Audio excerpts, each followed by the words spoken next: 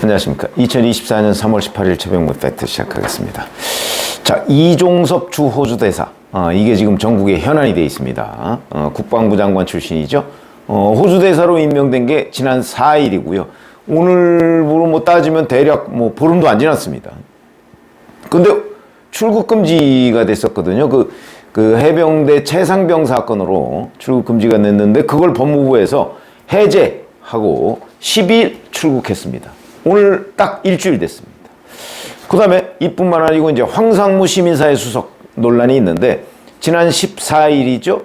그 뭐 며칠 전입니다. 기자들하고 식사하는 자리에서 MBC는 잘 들어. 내가 정보사 나왔는데 1988년에 경제신문 기자가 허벅지에 칼 2방이 찔렸다. 이래서 막 MBC를 협박한 것으로 이렇게 이제 보도가 됐는데 이 두 가지 사안과 관련해서 야당의 공세가 어마어마하게 지금 이루어지고 있고 이 부분에 대해서 여론이 별로 안 좋다. 여권에. 자, 이렇게 되다 보니까 한동훈 비대위원장이 어제 그 이종섭 주 호주 대사에 대해서 공수처는 즉각 소환을 통보해야 하고 이 대사는 즉각 귀국해야 한다. 이렇게 얘기를 했고요. 퇴근길에는 또 기자들한테 자, 이종섭 대사 관련한 문제는 총선을 앞두고 정쟁을 해서 국민들께 피로감을 드릴 만한 문제가 아니라고 생각한다. 즉각 소환하고 즉각 귀국해라. 똑같은 입장을 반복했습니다. 그 다음에 이제 황상무 수석에 대해서는 본인이 스스로 거취를 결단해야 한다. 이거 뭐 대통령에 대한 요구는 아니지만 요구나 마찬가지죠. 그리고 퇴근길에는 발언이 부적절했다는 말씀은 이미 드린 바 있고 국민 눈높이에 맞지 않는 발언이고 본인이 스스로 거취를 결정해야 한다고 생각한다 해서 다시 한번 황상무 시민수석의 사퇴를 요구했습니다. 자, 이게 이제 제가 왜 승부수다 이렇게 얘기를 했느냐면 이 둘 다 대통령의 인사권입니다. 대통령 인사권에 대해서는 한동훈 비대위원장이 잘 건드리지 않는 것이 그동안에 지켜온 거고 지난번에 한번 문제가 됐다가 윤한 갈등이 벌어진 적이 있었죠. 뭐 윤석열 대통령의 그 어떤 스타일을 한동훈 비대위원장이 매우 잘 알기 때문에 윤 대통령의 고유 권한에 관해서는 가급적 언급을 피하는 것이 맞을 텐데 아마 그런 부분도 충분히 검토를 하고서 나온 발언이었고 다만 이런 건 있을 겁니다. 자, 이 문제를 가지고 용산 대통령실하고 뭔가 정무적으로 소통을 했을 가능성은 있죠. 왜냐하면 윤한 갈등을 한번 겪었기 때문에 이걸 그냥 대통령실에 아무런 얘기도 없이 갑자기 자, 호주 대사 즉각 소환하고 황상무 시민사회 수석 스스로 결단해라. 그만둬라. 뭐 사실 호주 대사를 그만두라는 얘기까지는 뭐 저는 나가지 않은 걸로 보이고 다만 하여튼 공수처 소환 조사에 즉각 응하라. 귀국해라. 뭐 이런 얘기죠. 그럼 뭐 방법은 여러 가지가 있을 수 있습니다. 이제 그런 얘기가 이제 용산 대통령실하고 조율이 저는 뭐 완전히 안 됐다 이렇게 생각은 하지 않습니다.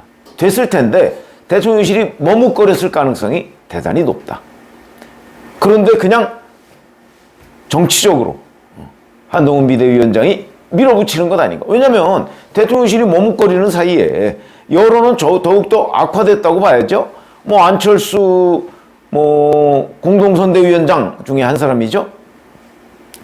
그 다음에 김은혜 전 홍보수석 분당을 뭐 전부 다 개인적인 입장문을 내고요. 비슷한 얘기를 다 했고요. 그 다음에 수도권에 출마한 일부 뭐 9명의 후보자들 이 사람들도 비슷한 입장을 냈습니다. 확산되고 있는 분위기고요.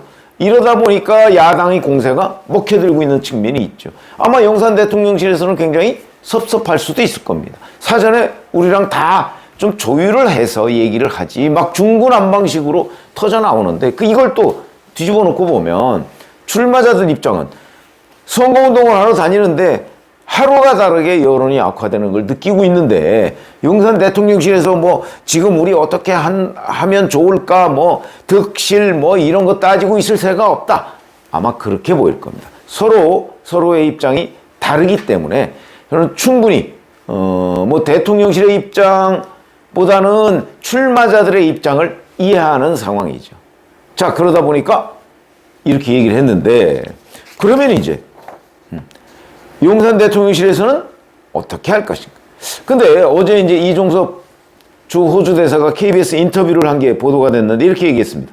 현 시점에서 본다면 공수처와 얘기가 된 거는 4월 말 공관장 회의 기간에 일정을 잡아서 가는 것으로 조율이 됐다 이렇게 얘기합니다. 아마 그러니까 4월 말에 공관장 회의가 있는 모양이죠. 재외 공관장 회의 이제 외교부에서 하는 건데 그때 이제 들어와서 공수처 조사를 받는다. 뭐 이렇게 아마 얘기가 된 모양입니다.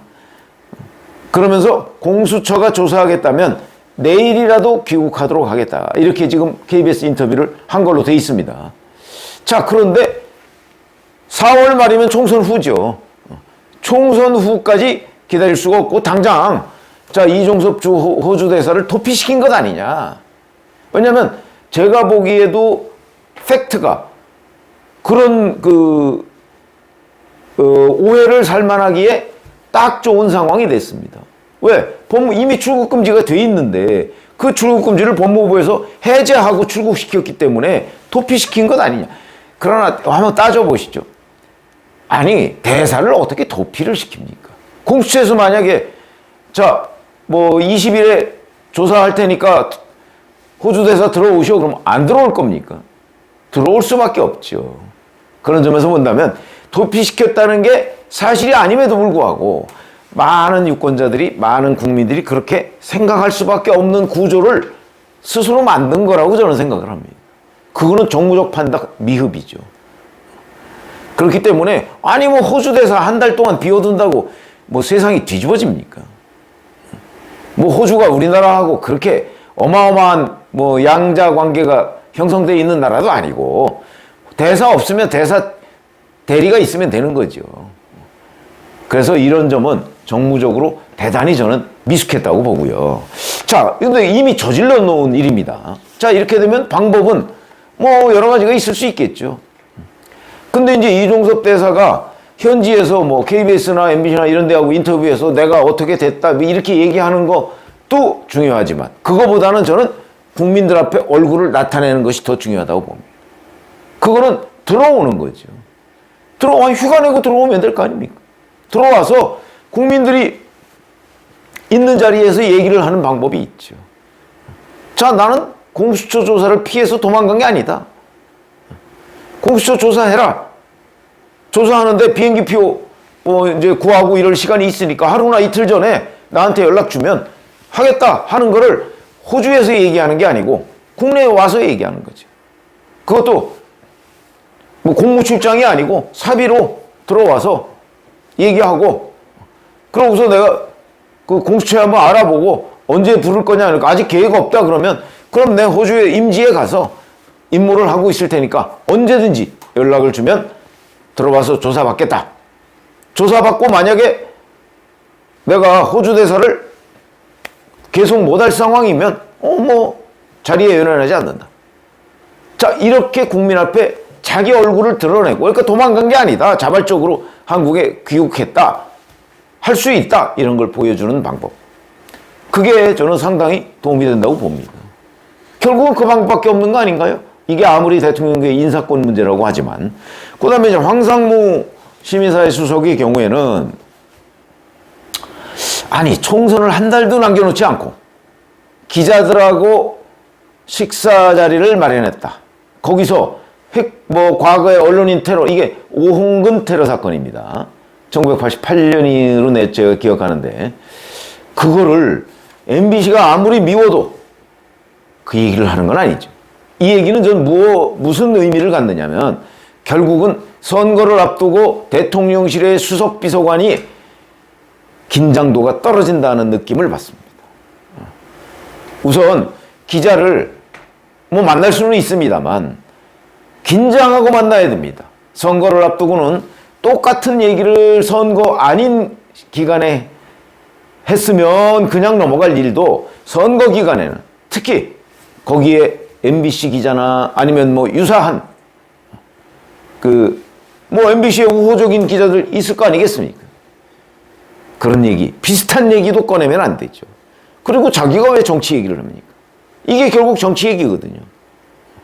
그런 점에서 본다면 용산 대통령실 수석들의 긴장감이 선거를 앞두고 이 선거가 얼마나 엄중한지에 대한 인식 자체가 저는 부족했다고 봅니다. 그렇다면 황상무 시민사에서 이제 한번 사과를 했죠. 뭐 그리고 공직자로서의 언행을 뭐 앞으로 신중하게 하겠다. 사실은 이런 정도면 이게 뭐 황상무 수석의 어떤 언론관을 드러냈다고 저는 보지 않습니다. 뭐 MBC 언론도 본인이 KBS 앵커 출신이니까 앵커 출신으로 봐도 MBC가 좀 심하다. 뭐 이래서 이제 격한 감정을 드러낸 걸로 보이는데 그게 뭐 근본적인 이유는 아니니까 사과하고 넘어갈 일이라고 저는 생각하지만 지금 이게 선거가 임박하다 보니까 한 달도 안 남았다 보니까 이런 공세를 취하기에 야권이 공세를 취하기에 딱 좋은 일이죠. 이러면 방법이 없습니다. 이건 본인이 결단하든가 대통령이 경질을 하는 방법 외에는 방법이 없습니다. 이건 본인이 선거를 얼마 남겨놓지 않은 상태에서 긴장 상태를 푼 죄, 그것도 대단히 크다. 저는 이렇게 보고, 이게 대통령의 인사권 문제지만 뭐 대통령이 뭐 스스로 알아서 조치를 다 취하면 좋고 이런 일을 아예 만들지 않았으면 더 좋았을 텐데, 일단 선거 앞두고는요 이렇게 때로는 본인이 저질러 놓은 일 때문에 아니면 본인이 저질러 놓지 않았더라도 그 어떤 야당의 정치 공세 때문에 자리를 내놔야 하는 경우가 제법 있습니다. 이거야말로 어쩔 수 없는 일종의 그 선거의 유탄이죠. 그러니까 서로 긴장하고, 특히 여권 인사일수록 긴장을 하고 있어야 되는데 그 긴장도가 제가 보기엔 좀 떨어졌다. 이게 가장 큰 원인이다. 지금부터라도 이제 20일 남짓 남았습니다. 이 긴장도를 한껏 높여서 20일 동안 하지 않으면 아마 앞으로 3년 남은 윤석열 대통령의 임기가 매우 불안정하게 될 가능성도 있고, 그런 것들이 결국은 집권당의 정치적 미래와도 연결돼 있다고 봅니다. 고맙습니다.